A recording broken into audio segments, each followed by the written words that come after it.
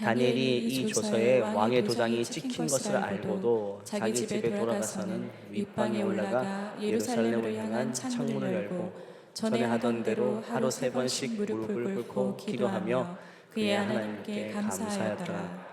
아멘. 오늘은 재직 영성 축제라는 타이틀로 예배를 드립니다. 교회를 섬기는 여러 직분자들이 어떤 자세로 교회를 섬겨야 하는지에 관해서 나누는 이야기입니다. 근데 우리 모두에게 해당되는 말씀입니다.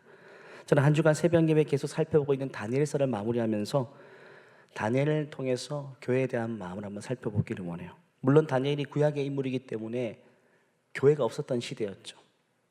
오히려 다니엘은 교회 신앙 공동체 안에서보다는 세상에서 더 큰 영향력을 발휘했던 사람입니다. 근데 이것이 굉장히 중요합니다.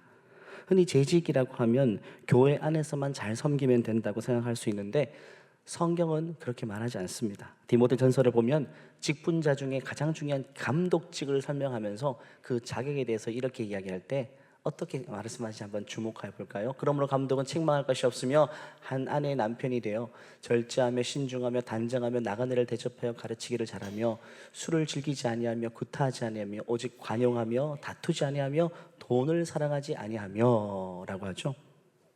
쉽게 말하면 교회 안에서의 모습이 아니라 밖에서의 모습만을 이야기합니다. 좋은 남편, 나그네를 잘 대접하고 술을 즐기지 않고 관용할 줄 알고 돈에 얽매이지 않는 돈을 사랑하지 않는 사람. 꼭 그 다음 절 4절 말씀도 마찬가지입니다. 자기 집을 잘 다스려 자녀들로 모든 공손함으로 복종하게 하는 잘해야 할지며, 한마디로 좋은 아빠, 좋은 부모 역할을 하는 사람. 교회 안에서 섬길 재직들에 대한 자격을 이야기하는데 교회 밖에서의 모습만을 이야기합니다. 그러면서 7절은 이렇게 마무리하고 있죠. 또한 감독은 교회 밖의 사람에게도 존경을 받아야 합니다. 그래야 남에게 비난받지 않고 마귀의 게임에도 빠지지 않을 수 있습니다. 교회 안과 밖에 이중적으로 사는 모습이 아닌 교회 밖에서의 모습만을 이야기하고 있죠. 교회를 섬길 직분인데 그 자격을 교회 밖에서의 모습만을 다루고 있죠. 직장, 가정, 여러 관계들 속에서 사람들에게 얼마나 인정받는 자인가, 얼마나 선한 열매를 많이 맺는 자인가를 이야기합니다. 오늘날 우리가 직분자 세울 때 사실 검증하지 못하는 부분들만 성경은 이야기하고 있어요. 사실 오늘날 직분자를 세울 때 교회 안에서 얼마나 성실하고 교회 안에서 잘 섬기는가, 이거 하나 보고 우리가 마음을 표현하죠. 근데 성경은 그렇게 말하지 않는다는 것입니다. 근데 어쩔 수가 없어요. 우리가 교회 밖에 사는 삶이 어떤 삶인지 교회가 다 알 수 없죠. 물론 이 초대교회 모습에는요, 교회의 전통 안에서는 삶에서 어떻게 사는지를 그 증거를 먼저 본 다음에 교회에서 직분을 세웠어요. 근데 오늘 현대사회 속에서는 그렇게 할 수 없죠. 교회가 어떻게 사시는지를 다 추격 관찰하면서 이렇게 볼 수 있겠습니까? 근데 중요한 것은 성경은 직분자 세울 때 교회 밖에서의 삶을 중요하게 본다는 겁니다. 그 이유는 이것입니다. 세상에서 좋은 그리스도인으로 선한 영향력을 발휘한다면 그분은 교회 안에서 틀림없이 뭐든지 잘 해낼 사람들이라는 거죠. 왜냐하면 교회 안에서 좋은 신자로 사는 것은 쉬운 일이지만 교회 밖에서 그렇게 사는 건 정말 쉬운 일이 아니거든요. 교회에 올 때는 나름대로 다 영적인 가면을 하나씩 쓰고 오지 않습니까? 근데 이 직장에 가고 가정에 가면 이 가면을 벗게 되죠. 우리가 코로나 시대 때 마스크 쓸 때 집에서는 마스크를 벗죠. 집에서까지 쓰는 건 쉽지 않습니다.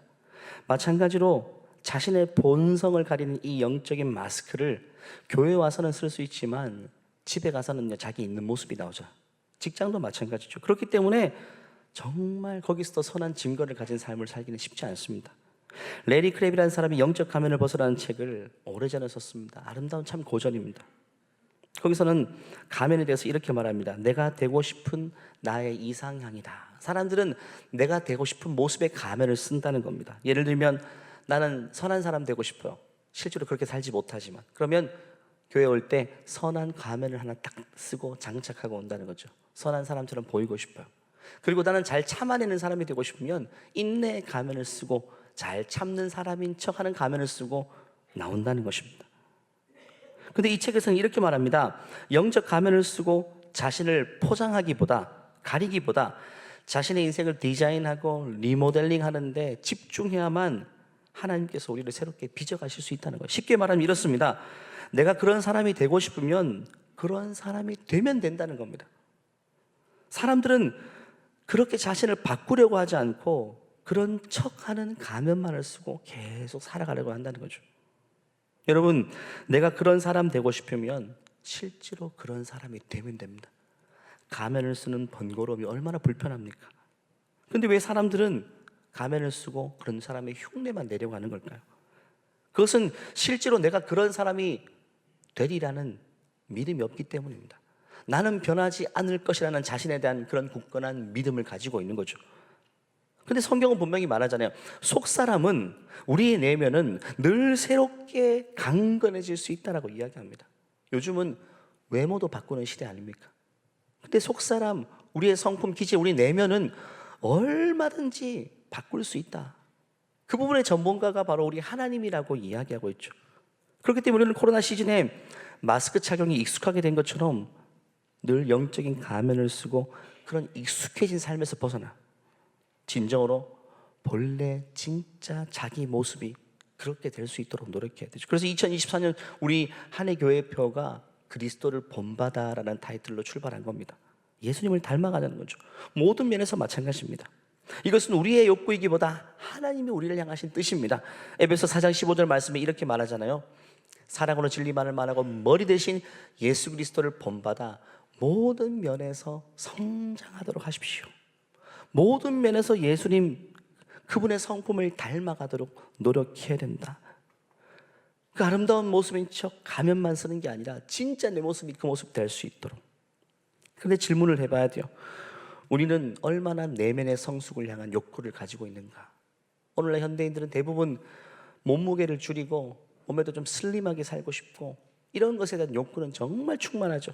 그래서 하루에 1시간, 2시간씩 우선순위를 두고 많은 금액을 지불하고 땀 흘리며 거기에 올인합니다. 얼굴, 피부의 탄력도 마찬가지고 많은 물질과 시간을 할애해서 수고를 감내해내죠. 왜?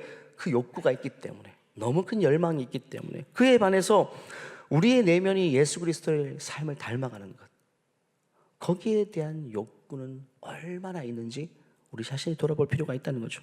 우리 모든 지구촌 가족들이 교회 안과 밖에서 거룩한 척하는 가면을 쓰는 인생이 아니라 모든 면에서 실제로 예수님의 모습을 닮아갈 수 있는 올 한 해가 되기를 간절히 축원합니다. 저는 이 모델로 제시하고 싶은 사람이 바로 다니엘인 것입니다. 오늘 다니엘의 인생을 몇 가지로 요약해 살펴볼 텐데 그 모습을 통해서 오늘날 현대인을 살아가는 예수 그리스도를 믿는 사람, 신자로서 어떻게 살아갈지 힌트를 얻기를 바랍니다. 첫 번째, 다니엘은요, 세상의 답을 제시하는 인생을 살았습니다. 정답지를 소유한 인생이었죠. 화요일 새벽에 이 부분의 메시지를 나눴습니다. 다니엘서 2장을 보면 절대 권력자 느부갓네살 왕이 바벨론을 통치하고 있습니다. 그는 도전자가 없어요. 제1의 절대 권력, 손가락 하나로 말 한마디로 천하를 통치할 수 있는 권세자. 그런데 그가 어느 날 꿈을 꿨는데 그 꿈 하나 때문에 번민에 빠져서 마음의 평안이 깨졌어요. 불안불안하기 시작합니다. 권세자도, 모든 걸 마음대로 할 수 있는 그 사람도 꿈 하나 때문에 평안이 깨어져 버리게 된 거죠. 한나라의 왕이 불안하기 시작하면 왕은 백성들을 불안하게 할 수밖에 없어요. 왕이 반대로 평안을 누리면 그 평안이 백성들에게까지 흘러가게 되죠. 그래서 다윗이 왕이었을 때 다윗의 왕국에 있던 백성들은요, 다윗이 있었던 그 평강을 모두가 소유하고 있었기 때문에 최고로 행복했던 시대가 그 시대였죠. 근데 느부갓네살 왕 때는 아니었어요. 이 한나라의 그림을 가정에도 그대로 적용할 수 있어요. 가정에 부모가 평안을 누리고 살게 되면요, 그 평안이 자녀에게까지 흘러가게 될 것입니다. 하지만 부모가 불안해요. 평안이 깨어진 채 살고 있어요. 그러면 머지않아서 자녀도 불안하게 만들 수밖에 없는 모습인 것입니다. 이 공식은 틀림없습니다. 느부갓네살 왕이 깨어진 평안은 결국 온 제국을 불안하게 만듭니다. 그는 자신이 꾼 꿈을 해석해보라고 또 이야기해보라고 온 술객과 박사들에게 위협을 줍니다. 너희들 그거 하지 못하면 내가 한순간에 잿더미로 만들어버리겠다 하고 그들은 죽은 목숨이 됩니다. 사망 선고를 받았어요. 기한이 차옵니다. 아무도 꿈 이야기를 하지 못해요. 생각해보세요. 한 사람이 꾼 꿈을 어떻게 그걸 이야기합니까? 공부를 아무리 많이 해도 그 사람이 할 수 있는 영역이 아닙니다. 그 사람이 꿈속에 어떻게 들어갑니까? 근데 그때 다니엘은요, 왕에게 나아가서 정답지를 제시합니다. 왕이 꾼 꿈과 그 해석을 정확하게 이야기합니다. 그 이야기를 듣게 되자 느부갓네살 왕은 깨어진 평안이 회복되기 시작합니다. 평안을 얻게 됩니다. 그러자 모든 왕국의 평안이 임하게 되는 거죠. 이처럼 다니엘은요, 불안에 떠는 세상에 답을 제시하는 인생이 되었어요. 오늘날 신자의 인생도 같은 부르심인 것입니다. 결국 2장의 결론은 이렇게 요약할 수 있어요. 성도가 가는 길이 세상의 길이다. 특별 새벽기도 둘째 날에 나눈 메시지입니다. 우리가 가는 길이 세상의 길이 돼요. 세상은 길을 찾지 못하고 있어요. 하지만 내가 먼저 그 길을 가게 되면 세상이 나를 통해 길을 발견하게 돼요. 그게 다니엘이 바벨론 제국 속에 살았던 그의 삶의 모습이었던 것입니다. 우리 인생은 세상의 많은 난제들의 답이 되고요, 길이 되는 인생으로 부름받았어요. 왜냐하면 우리 안에 정답지가 이미 있기 때문에. 반대로 성도가 답을 찾지 못하면 세상은 불안에 떨게 됩니다. 저는 우리 지구촌 가족 모두가 가정에서 세상 곳곳에서 길이 되고 답이 되어주는 인생이 되기를 간절히 축원합니다. 이 답은 우리에게서 나오는 것이 아니라 위로부터, 하나님께로부터 오는 답입니다. 하나님이 정답이 되시기 때문에 우리가 그 답을 세상에 이야기할 수 있는 거죠. 다니엘은 거대한 제국 속에서 한낱 어린 노예 소년에 불과했지만 그가 제시하는 답을 통해 세상은 길을 발견하게 돼요. 이 자리에 계신 우리 어머니, 아버님, 부모된 분들도 마찬가지인 것 같아요. 우리 어머니들이 가신 그 길이 자녀의 길이 됩니다. 어머니들이 바벨론 같은 이 현대 사회 속에서 우리 자녀들이 다 길을 잃고 있을 이때에 어머니로서, 아버지로서 먼저 길이 되어 주신다면 자녀도 이 혼란한 시대를 살고 있지만 그 길을 발견하고 따라오지 않을까요? 그런데 안타까운 것은 어머니들이 오히려 길을 더 많이 잃은 채, 답을 잃은 채 살고 있다는 것이 문제입니다. 답을 주어야 될 어머니들이 답을 잃은 채 살고 있다. 지금 내 모습은 어떻습니까? 자녀에게 길을 제시하고 있습니까? 제가 말하는 길은 진로의 길을 말하는 게 아닙니다. 공부 잘하는 길, 형통의 길을 말하는 게 아닙니다. 하나님이 개개인에게 주신 그 인생의 길을 말합니다. 하나님이 기뻐하시는 길을 말하는 거죠. 혹여나 이 가운데에 우리 어머니들, 아버님들 가운데에 최근에 건강에 이상이 찾아와서 질병으로 투병 중인 분들이 계십니까? 한 분이 아프기 시작하면 온 가족이 어둠에 빠지게 되죠. 그런데 중요한 것은 제가 여러 번 말씀드렸지만 내 몸이 아플 때, 건강에 적신호가 찾아왔을 때 그게 정말 하나님이 주신 절호의 기회입니다. 그 기회를 놓치면 안 돼요. 분명히 메시지가 있는 겁니다. 기회를 주시는 겁니다.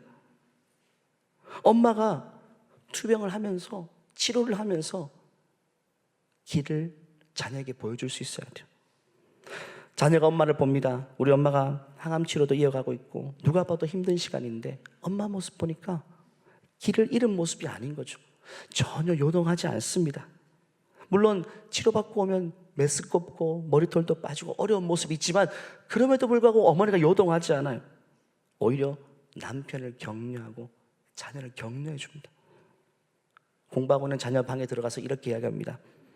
엄마도 기도하면서 하나님 의지하면서 내가 이겨낼 테니까 너도 지금 공부하는 게 쉽지 않겠지만 하나님께 기도하면서 조금 더 힘을 내보면 좋겠어. 그 이야기를 들으면 우리 자녀들이 엄마의 그 모습을 통해서 빛을 보지 않을까요? 답을 얻지 않을까요? 길을 보지 않을까요? 그런데 대부분 이렇게 말하지 않잖아요. 대부분 이런 식으로 말하죠. 야, 엄마가 아픈데, 엄마가 이렇게 고생하는데 야, 너라도 열심히 해야 되는 거 아니야? 이런 식으로 접근하죠. 이건 반대 접근입니다. 답을 잃은 채 살고 있는 사람들이 이렇게 말합니다. 내 안에 답이 없으니까, 내가 지금 이유 없는 고통을 당하고 있으니까, 정답지를 살지 못하고 있으니까 자녀에게도 그냥 푸시만 할 뿐입니다. 하지만 답을 아는 부모는요, 특별히 어려운 길을 가고 있을 때에 정확하게 자녀에게 길을 제시할 수 있는 겁니다. 절호의 찬스인 겁니다. 이런 엄마의 삶을 통해 자녀는 자신이 가야 될 명확한 길을 보게 되고 혼란한 시대를 살고 있지만 길을 갈 수 있는 겁니다. 저는 청년 가운데 이런 친구들 참 많이 보았어요. 청년 사회 가면서 제가 많이 얻은 혜택이 뭐냐면 정말 다니엘과 같이 요셉과 같은 청년들이 있었어요. 그 청년들이 내뿜는 긍정적인 에너지가 어마어마했어요. 하나의 사례를 소개합니다. 같이 믿음 생활했던 엄마 아빠인데 엄마 아빠가 길을 잃은 채 있어요. 서로 갈등하고 그 갈등이 극에 달했어요. 가정이 완전 깨어질 이 일보 직전입니다. 똑같이 엄마 아빠도 믿음 생활하고 있지만 답을 찾지 못하고 있고 완전히 길을 잃은 채 있습니다. 그런데 그 청년은요, 정답지를 가지고 있어요. 길을 보고 있어요. 이미 그 길을 가고 있어요. 그래서 목회자인 저에게도 셀 모임을 하면 셀원들에게도 기도를 부탁합니다. 마치 다니엘이 새 친구에게 기도를 부탁한 것처럼 말입니다. 내가 엄마 아빠에게 찾아가서 하나님이 내게 주신 마음을 그대로 이야기할 텐데 너희들 우리 엄마 아빠를 위해 좀 기도해줘. 하나님은 내가 기도하면 할수록 우리 가정을 고치시고 우리 가정에 새 일을 행하시겠다고 말씀하시는데 오늘 그 일이 일어날 수 있도록 좀 기도해달라고. 그러면서 기도하고 용기 있게 엄마 아빠를 찾아가요. 엄마 아빠에 가서 엄마 아빠에게 막 잔소리를 하는 게 아닙니다.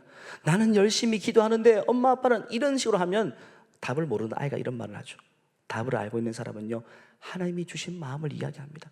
하나하나 이야기하는데 엄마 아빠가 그 이야기를 듣고 길을 보게 됩니다. 나도 내 아내도 길을 잃고 있었는데 우리 아이가 제 길을 가고 있구나. 우리 아이에게 정답이 있었구나. 그리고 하나님의 마음을 함께 깨닫게 되고 자신에게 있던 어둠에 대한 부끄러움 감정을 느끼게 되고 빛을 찾게 되고, 물론 결론은요, 그 가정이 함께 회복되게 되는 것입니다. 여러분, 정답을 가진 한 사람의 역할이 이렇게 중요합니다. 여러분, 그 한 사람의 역할이 너무너무 중요합니다. 10대 후반 소년 다니엘이 거대한 왕국의 문제를 해결했잖아요. 마찬가지로 자녀들이 어른들의 문제를 해결할 수 있어요. 답을 가지고 있으면 말입니다.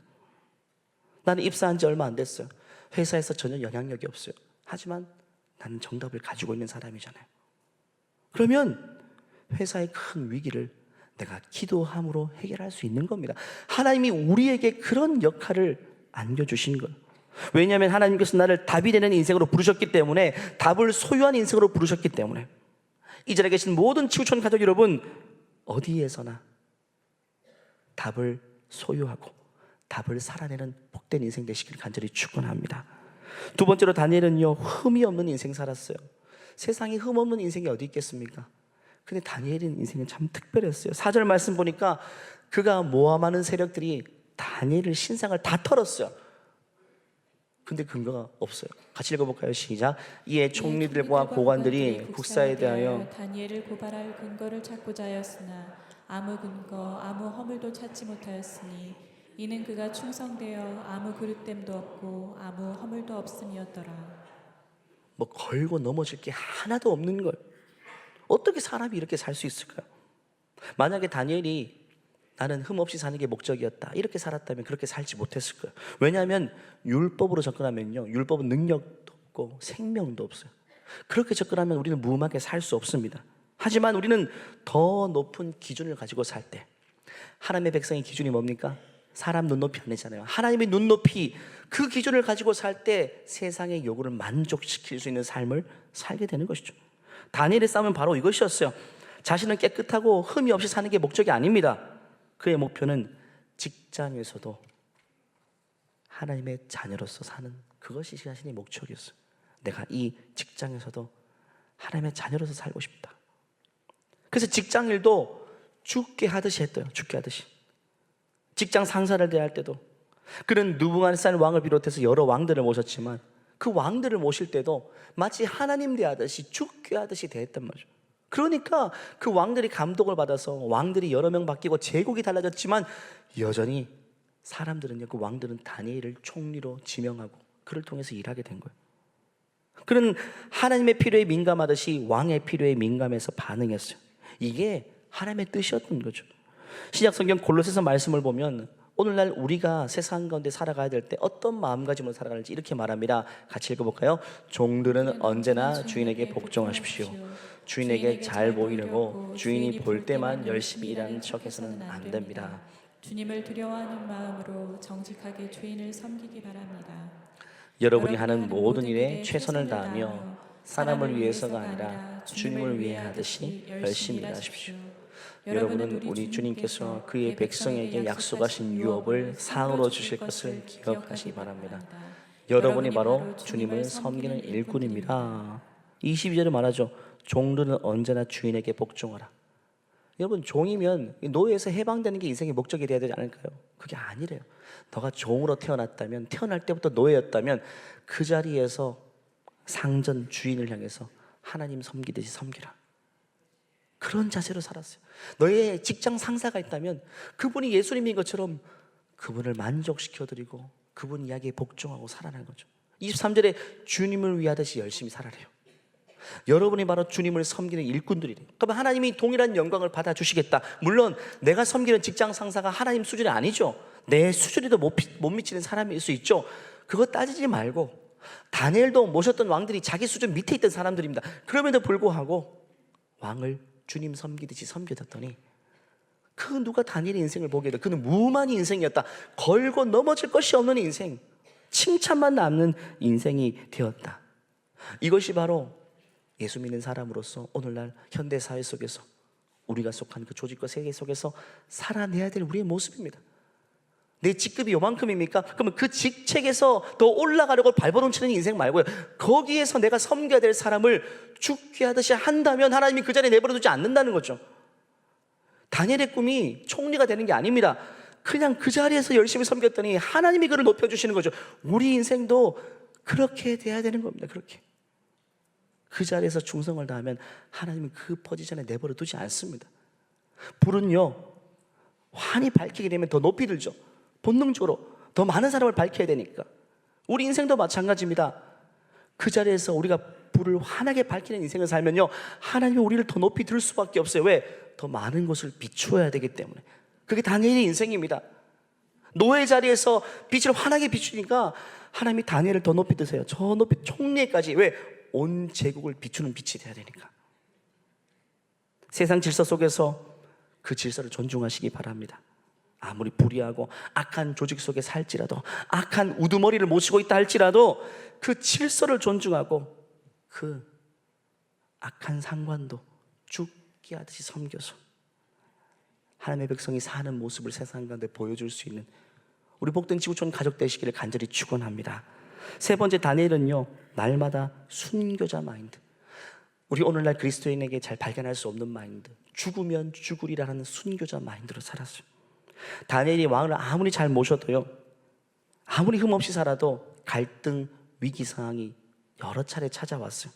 그때마다 다니엘이 그 위기 속에서 처한 자세는 내가 죽으면 죽겠다라는 자세입니다. 내가 믿음 생활하다가 이렇게 되면 잘하면 내가 직장에서 나올 수도 있겠는데, 내 믿음 지키다 보면 잘하면 내가 잘릴 수도 있겠는데, 죽으면 죽으리라, 아니면 다른 곳에 이직하지, 이런 마음으로 다 모든 것을 잃어버릴 수도 있다는 그 전제를 가지고 살면 하나님의 영광이 된다라고 이야기해줘. 안 되면 말고식이 아니라 믿음대로 살다가 내가 어떠한 불이익도 감수하겠다는 믿음. 오늘날 현대 그리스도인에게 이 마음이 회복된다면 여러분, 우리는 어디에서나 믿음의 사람으로 환하게 밝히며 살 수 있을 거예요. 움츠리고 자신을 지키려는 마음 말고요. 날마다 나는 죽노라, 사도 바울의 고백이죠. 그런 전도하면 다니면서 내가 오늘도 이거 복음 전하다가 죽을 수도 있겠다라는 전제를 가지고 복음을 전했어요. 그러니까 돌을 맞고 억울한 일을 당해도 아무렇지도 않은 거예요. 그 전제가 있으니까 나는 오늘 죽을 수도 있다. 오늘 직장을 가면서도 야, 내가 믿음대로 살다가 억울한 일을 당할 수도 있다라는 전제를 가지고 출근한다면 오늘 하루 내게 어떤 일들이 일어날지라도 받아들이지 않을 수 있을까요? 마태복음 10장 39절 예수님이 아주 중요한 말씀하셨죠. 같이 읽어볼까요? 자기 목숨을 얻는 자는 잃을 것이요 나를 위하여 자기 목숨을 잃는 자는 얻으리라. 정말 많이 들어본 말씀. 비슷한 말을 우리 이순신 장군께서도 예수님 몇백 년 후에 이렇게 이야기했죠. 필사즉생. 살려고 하면 죽는다, 죽으려 하면 살겠는데, 반대로 행생즉사, 요행을 바라고 살려고 하는 자는 반드시 죽는다. 한마디로 여기서 내가 어떻게 살지, 어떻게 살아남을지만 관심을 가지면 결국 그가 가는 길은 죽음의 길로 치닫게 되겠지만, 내가 여기서 내 믿음을 지키고 묵묵히 살다가 죽을 수도 있다는 전제를 가지게 되면 결국 그는 사는 길로 가게 될 것이라고 예수님께서 하신 말씀이에요.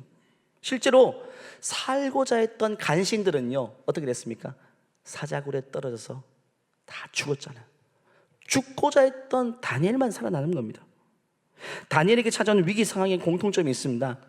그 세상 권세와 하나님의 권세의 충돌 지점이 찾아왔다는 겁니다. 다니엘은 세상 권세를 잘 모셨습니다. 하지만 세상 권세가 하나님의 권세와 충돌할 때가 찾아오잖아요. 왕이 그걸 명령합니다. 너 기도하지 말라고 명령합니다. 그거 어떻게 지킵니까? 충돌이 찾아오죠. 그때는 여지없이 다니엘은 서열 정리를 확실하게 했어요. 세상 권세보다 하나님의 권세를 붙잡았어요. 하나님을 설득하기보다 세상을 설득했고, 하나님의 법 타협하지 않고 세상의 법을 타협하기 시작했어요. 다니엘서 6장에 봐도 다니엘을 시기하는 세력들이 다니엘을 무너뜨리기 위해서 이런 법을 만듭니다. 나라의 모든 총리와 지사와 총독과 법관과 관원들이 의논하고 왕에게 한 법률을 세우며 한 금령을 정하실 것을 구하나이다. 왕이여, 그것은 곧 이제부터 30일 동안에 누구든지 왕 외에 어떤 신에게나 사람에게 무엇을 구하면 사자굴에 던져 넣기로 한 것이니이다. 엄청난 법이죠. 한마디로 신앙생활을 못하게 하고 기도생활을 못하게 하는 법입니다. 왜? 다니엘에게 걸고 넘어질 게 그거밖에 없잖아요. 다니엘이 하루 3번씩 올라가서 기도했죠. 근데 기한이 정해져 있어요. 30일입니다. 30일만 기도를 멈추면 되잖아요. 30일. 우리가 항상 내 신앙을 타협하는 방식이 바로 이겁니다. 벗어날 여지가 항상 있다는 거예요. 30일 얼마든지 타협 가능한 길이 있어요. 그렇기 때문에 우리가 다 넘어지는 겁니다. 30일 내가 살 길을 구하고자 할 때 반드시 죽게 되는 것이죠. 하지만 그럼에도 불구하고 내가 죽고자 한다면 하나님은 나를 살려주신다. 다니엘이 어떻게 결단했습니까? 10절 말씀 보니까 다시 한번 본문 말씀이지만 같이 읽어볼까요? 시작. 다니엘이 이 조서에 왕의 도장이 찍힌 것을 알고도 자기 집에 돌아가서는 윗방에 올라가 예루살렘으로 향한 창문을 열고 전에 하던 대로 하루 3번씩 무릎을 꿇고 기도하며 그의 하나님께 감사하였더라. 조서에 왕의 도장이 찍힌 걸 알아요. 그날도 기도하러 올라가면서 어떤 마음이 있을까요? 내가 오늘 기도하다가 붙들려 죽을 수도 있겠다. 그래도 오늘도 기도하러 올라가자. 순교자의 마음, 죽을 수도 있다는 마음으로 믿음의 길을 걸어간 겁니다. 세상에 이런 모델들을 봐야 되는 거죠. 이런 모델들, 이런 사람들이 곳곳에 있으면 너무 극단적인 기독교인으로 보일까요? 아닙니다, 여러분. 다니엘의 인생이 극단적으로 비치는 게 아닙니다. 정말 아름다운 인생인 거예요. 사람들은 그 모습 보면 어떤 생각할까요? 간신들은 다르게 생각하지만 일반적인 사람들은요, 와, 진짜 저 사람 멋있다. 저 사람 정말 나도 저 사람처럼 기준 가지고 원칙 가지고 자신이 믿는 바를 쫓아서 나도 살고 싶다. 저 사람의 기준은 뭘까라고 궁금해하기 시작하는 겁니다. 이때 다니엘이요 80세 이상 원로가 되었어요. 나이가 많을 때입니다. 그러니까 나 이제 살 만큼 살았으니까 용기 있게 결단할 수 있었을까요? 아니는 거예요. 그는 항상 그랬어요. 다니엘서 1장의 10대 중후반 청소년의 나이대에도요, 내가 왕의 음식을 먹지 않겠습니다. 다른 건 몰라도 나 왕의 음식은 못 먹겠어요. 왜? 그거 먹으면 나는 내 자신을 잃어버릴 것 같아요. 포로로 다니엘 이 바벨론에 끌려왔는데 내가 왕이 주는 산의 진미를 먹게 살게 되면 나 자신이 살찌기 시작하면 나도 어느샌가 내 모습을 잃어버릴 것 같아요. 나 그거 못 먹겠습니다라고 기준을 이야기했어요. 젊을 때도 그랬고요, 80세 원로가 되어도 그는 자기 기준을 가지고 정말 멋있게 살아가요. 타협하지 않습니다. 도망가는 길을 선택하지 않습니다. 세상 권세가 하나님의 권세를 침해하지 않을 때는요, 그런 세상 권세에 복종했습니다. 하지만 세상 권세가 하나님의 권세를 도전할 때 그는 그때부터 눈빛이 달라져요. 눈에 보이는 게 없습니다. 죽으면 죽겠다는 각오로 다른 사람이 되어 있어요. 물론 우리가 세상 권세자 앞에 달려들면 안 되겠죠. 다니엘도 왕 앞에서 달려들지 않았어요. 아주 차분하게 매너 있게 자신의 소신을 이야기했고, 왕이시여 나는 안 됩니다. 나는 기도해야 됩니다. 나는 이런 사람으로 부름받았어요. 차분하게 이야기하는 거예요. 이 자리에 계신 우리 모든 지구촌 가족 여러분, 우리 모두가 이렇게 죽으면 죽으리라는 기본적인 각오를 가지고 우리의 믿음을 지키며 세상 가운데 살아갈 때에 세상은 우리를 통해 빛을 보게 될 것이고, 그 죽을 각오가 죽음으로 끝나는 것이 아니라 진정으로 살게 되는 인생이 될 줄 믿습니다. 마지막 4번째, 다니엘은요 예루살렘의 회복을 바라보며 살았어요. 제일 중요한 겁니다. 다니엘의 인생을 신약적으로 표현하자면요, 교회 안과 밖에서 선한 증거를 받는 삶. 그는 예루살렘을 위해 기도했죠. 10절 말씀 다시 보면 윗방에 올라가서 예루살렘을 향한 창문을 열고 기도했다. 어떤 의미일까요? 고향이 그리워서일까요? 아닙니다, 여러분. 예루살렘, 하나님을 예배했던 백성들, 성민들이 노예로 뿔뿔이 흩어져서 하나님을 향한 중심을 잃어버린 채에 그냥 밑바닥에 사는 모습을 보고 하나님 저 나라를 회복시켜 주시고 무너진 성전을 회복시켜 주시고 무너진 예배 생활을 회복시켜 주세요라는 기도가 거기 담겨 있는 거. 오늘날로 말하면 구원받은 공동체인 교회를 향한 마음, 무너져버리고 회파된 교회의 현실의 모습에 마음 아파하며 기도했던 것입니다. 그는 세상에서 인정받는 사람이에요. 거기에만 만족하지 않았어요. 교회를 향한 뜨거운 마음이 있었기 때문에 자기가 성공하고 자리 잡았다고 편안하게 사는 인생이 아니었어요. 교회를 향한 아픔을 가지고. 여러분, 고향이 그리워서가 아닙니다. 예루살렘에 향한 집착이 아닙니다. 사실 예루살렘 성전은 이미 다 무너져 버렸고 백성들은 뿔뿔이 제국에 다 흩어져 버렸는데 가능성이 제로 아닙니까? 가능성이 제로인데 어떻게 그는 목숨 걸고 또 예루살렘을 바라보면서 회복을 기도할 수 있을까요? 그는 하나님의 말씀을 믿었기 때문입니다. 예레미야 선지자를 통해서 하나님 약속하셨거든요. 내가 70년 되면 너희 포로에서 다시금 귀환시키고 그 예루살렘을 회복하겠다. 숫자까지 70년. 모든 사람들이 삶이 버겁고 힘들어서 그 날짜 숫자마저 기억하지 못하고 자포자기한 채로 살 때에 다니엘은요 하나님의 말씀을 각인시켰어요. 하루하루 날을 세고 있었어요. 70대 후반에 끌려왔으니까 80이 넘었으니까 이제는 한 해 얼마 남지 않았어요. 이제 임박했다는 사실을 알게 돼요. 머지 않았어요. 그러니까 오늘 내가 기도하다 죽을 수도 있음에도 불구하고 또 올라가서 예루살렘을 바라보면서 기도하는 거예요. 그거 왜 기도했을까요? 예레미야 선지자를 통해서 70년 만에 그 땅을 회복하겠다.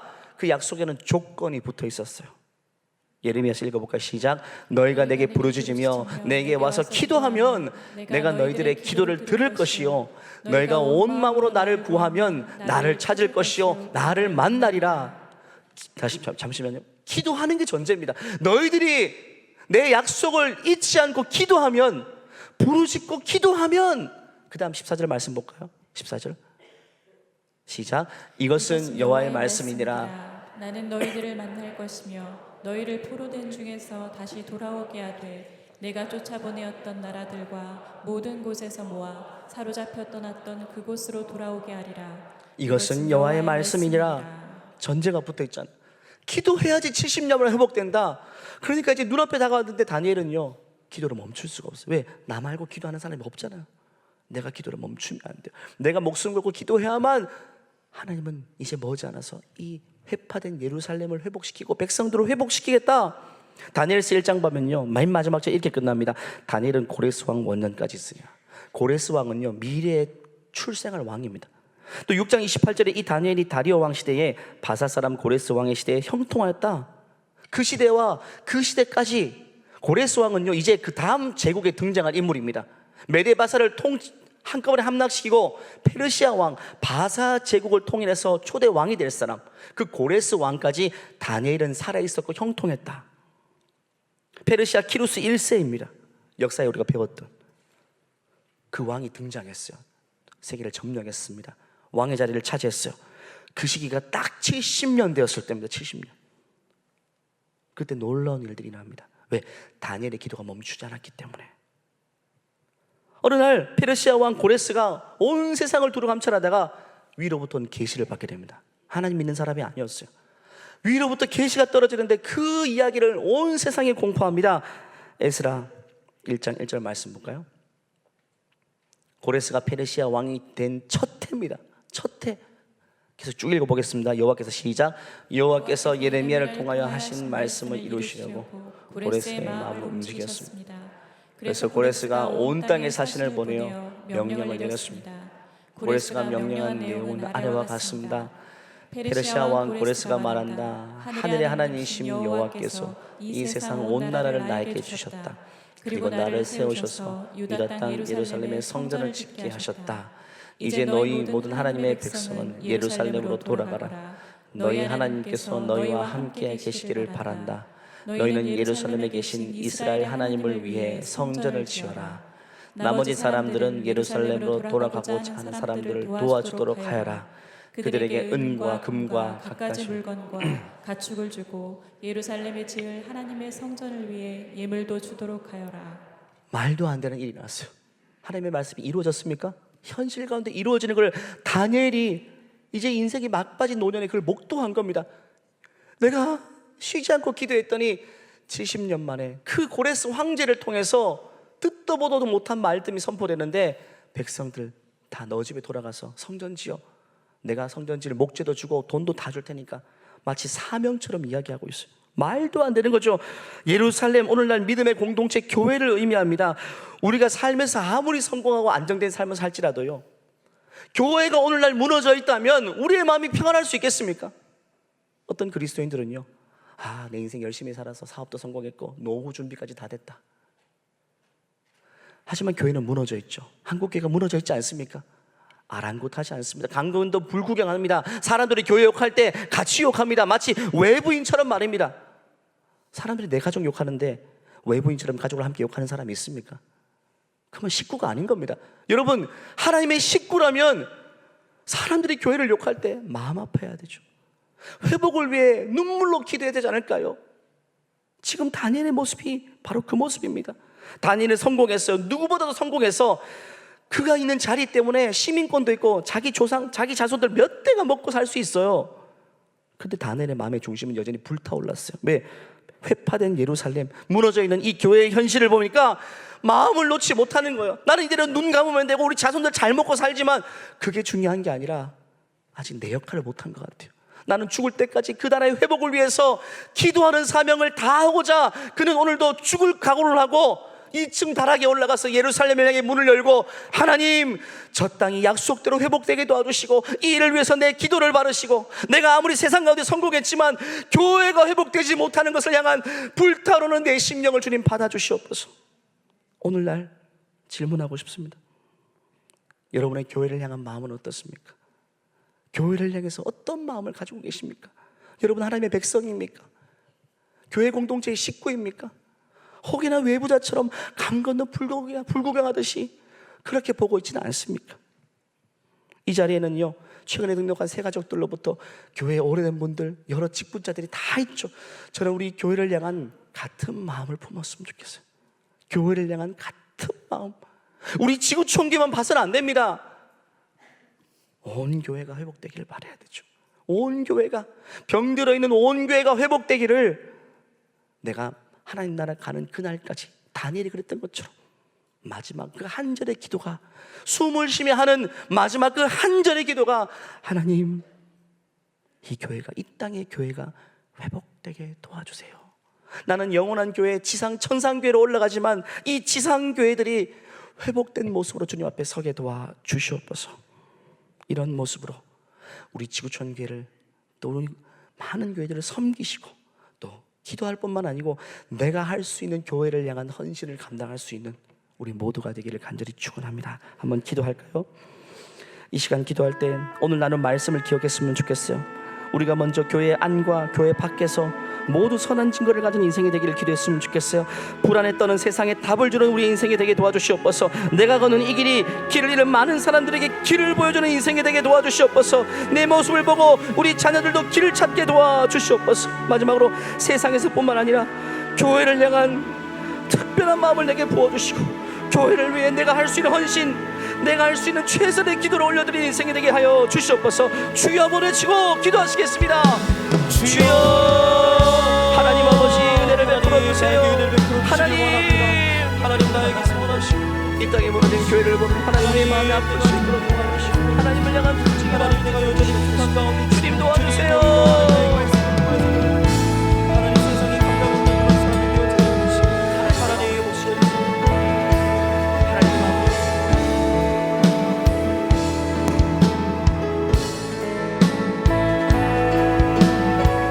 하나님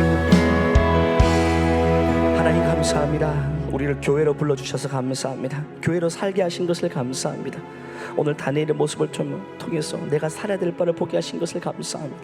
이 땅의 교회를 위해서 내가 할 수 있는 헌신, 이 땅의 교회를 위해서 하나님 나라 가는 그날까지 하나님 예루살렘을 향해 기도했던 다니엘처럼, 순교자의 모습처럼 그 각오로 교회를 위해서 회복을 위해 기도할 수 있는 우리의 마음이 될 수 있도록, 교회를 향한 우리의 마음이 다시금 회복될 수 있도록 은혜 베풀어 주시옵소서.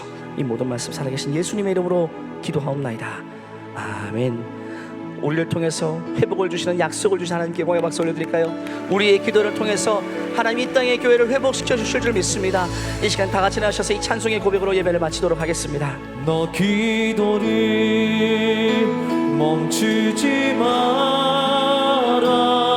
내가 너의 그 모든 상황을 바로 역전시키리니. 너 기도를 멈추지 마라. 내가 잠시도 쉬지 않고 모든 걸 지켜보고 있으니 이제 역전되리라. 이제 역전되리라.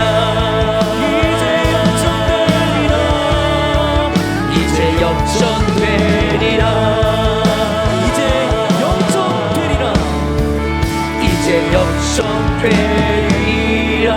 우리의 기도를 통해서 우리 한국교회를 다시금 역전시켜 주실 하나님께 영광의 박수 올려드리겠습니다. 우리의 가정을 역전시킬 하나님께 영광의 박수 올려드리겠습니다. 주님, 하나님 아버지, 이제는 우리 주 예수 그리스도의 은혜와 하나님의 무한하신 사랑과 우리 안에 계신 성령의 역사하심이 이제는 교회의 회복을 위해서 눈물로 기도를 쏟기를 소원하는 모든 지구촌 가족 위에 이제로부터 영원토록 함께 하시기를 간절히 축원하옵나이다. 아멘.